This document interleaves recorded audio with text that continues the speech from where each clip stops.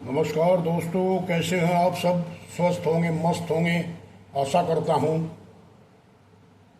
नागौर में करनी सेना का जो प्लान था वो वहाँ की जनता ने फेल कर दिया। और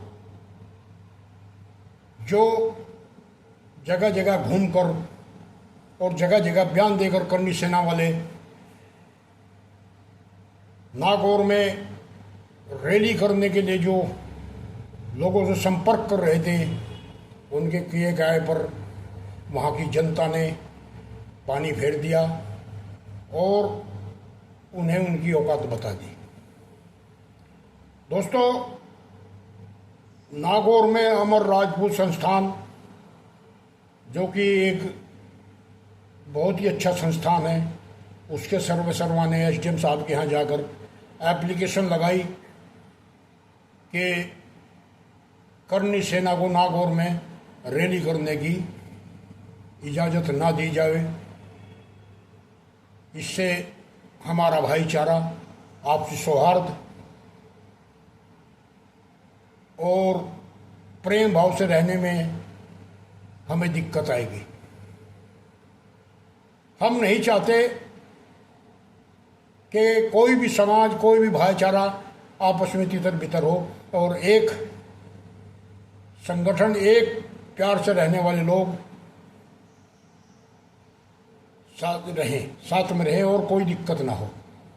वहाँ के लोकल लोगों ने करनी सेना का बहिष्कार इसलिए किया क्योंकि कुछ लोग आते हैं बाहर से और तरह तरह के प्रवचन और भाषण देकर वहाँ एक तनाव का माहौल पैदा करके चले जाते हैं और भुगतना वहाँ के लोकल लोगों को ही पड़ता है। इसलिए उनकी अपील को देखते हुए शासन ने भी धारा 144, 162 लगा दी कि वहाँ कोई रैली या कोई भी प्रदर्शन नहीं होगा। आभार व्यक्त करता हूँ मैं संस्थान के सर्वे सर्वा का, जो राजपूत समाज से है। एक दूरंदेशी सोच और एक भाईचारे का प्यार बना रहे, भाईचारा कायम रहे, उनके देखते हुए उन्होंने ये कदम उठाया जो सराहनीय कदम है और उनके लिए वे धन्यवाद के पात्र भी हैं। दोस्तों, हनुमान बेनीवाल जो नागौर के सांसद हैं, उनकी अमिट छाप वहाँ की जनता पर है और वे दिलों पर राज करते हैं और जनता के साथ खड़े रहते हैं। कोई भी काम उनका हो तो वो तुरंत साथ चल देते हैं। इसलिए उनकी अमिट छाप वहाँ के लोगों पर है, वो किसी भी समाज के हैं।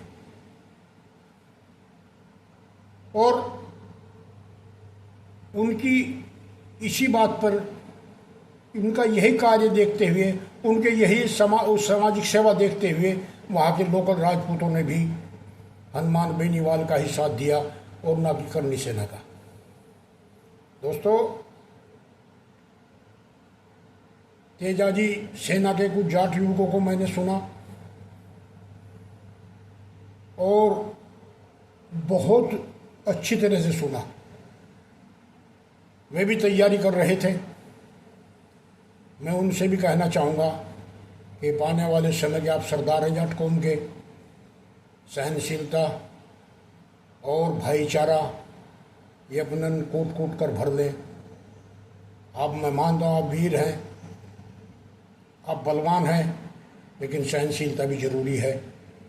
राजपूत समाज भी एक बहादुर कौम है और हम एक तरह से उन्हें अपना, जाट समाज अपना बड़ा भाई मानते हैं, इसलिए अपने बड़ा भाई की तरह उनकी इज्जत भी करें।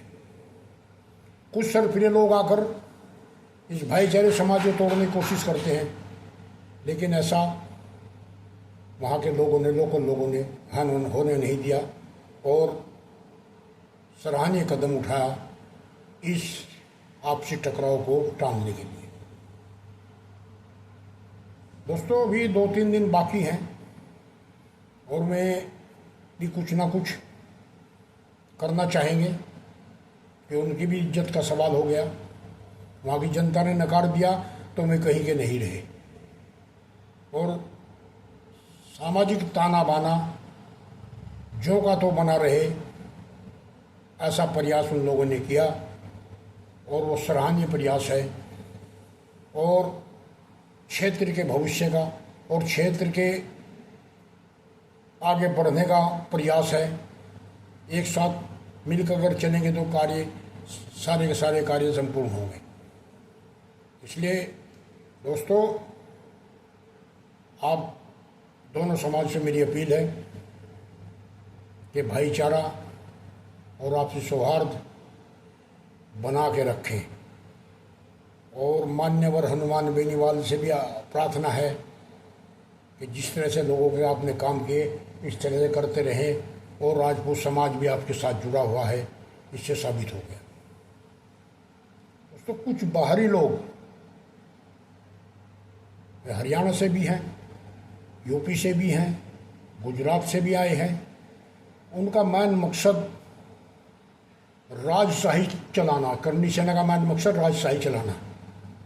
दोस्तों, मैं बताना चाहता हूँ कि भारत 2025 में है, राजशाही नहीं लोकशाही चलती है। अब कोई किसी से कम नहीं, प्यार से आप कोई भी काम करा सकते हैं, लेकिन तलवार के बल पर या अहंकार के बल पर आप कोई काम इस हिंदुस्तान में नहीं करा सकते। मान्यवर मोदी जी प्रधानमंत्री हैं और देश को स्वतंत्रता असलियत भी मिली और वो इतना सार्थक प्रयास करें कि हिंदुस्तान की हर जगह जय जयकार हो रही है। तो ये कुछ सामंतवादी लोग ये नहीं चाहते, ये वही पुराना राग अपनाते हैं, राजशाही। तो दोस्तों, इनसे बचें और इनका विरोध भी करें, आपस में भाईचारे में रहें। कल परसों उत्तर प्रदेश के भी कुछ जाट समाज के लोगों की मीटिंग हुई और उन्होंने भी नागौर जाने का मन बनाया और सारी व्यवस्था उन लोगों ने कर ली थी नागौर जाने की। लेकिन जैसे ही कल ये समाचार आया तो उन्होंने अपना प्रोग्राम स्थगित कर दिया और धन्यवाद दिया वहाँ के राजपूत समाज को कि भाईचारा बनाने के लिए उन्होंने ये कदम उठाया। कोई भी समाज अपना अपमान सहन नहीं करता, चाहे वह कोई भी हो। दोस्तों, बड़े बड़े नेता और बड़े बड़े सामाजिक कार्यकर्ता राजस्थान ने दिए हैं और उनकी अग्रणी भूमिका देश के लिए भी रही और समाज के लिए भी रही। हनुमान बेनीवाल जी जब काले कानून आए तो जयपुर, शाहजहांपुर बॉर्डर, जौन सा भी बॉर्डर, वहाँ पर डटे और किसानों के काले कानून वापस कराकर ही दम लिया और अपनी सांसदी मंत्री जो सरकार में थे उन्होंने उस पर इस्तीफा भी दिया और लोगों के काम के लिए जुड़े रहे। उनकी बेहतरी और उनकी शालीनता को देखते हुए हर समाज के लोग उनके साथ जुड़े हैं। इसीलिए वे उत्तर भारत के बड़े किसान नेताओं में शामिल हो गए और प्रार्थना यही है कि उनके नेतृत्व में आप सब वहाँ के किसान भी, मजदूर, व्यापारी, हर तरह का वर्ग तरक्की करेगा और आगे बढ़ेगा। इसलिए दोस्तों, मुझे बेहद खुशी है कि ऐसे राजशाही करने वाले संगठनों को जनता ने मौके पर जवाब दिया।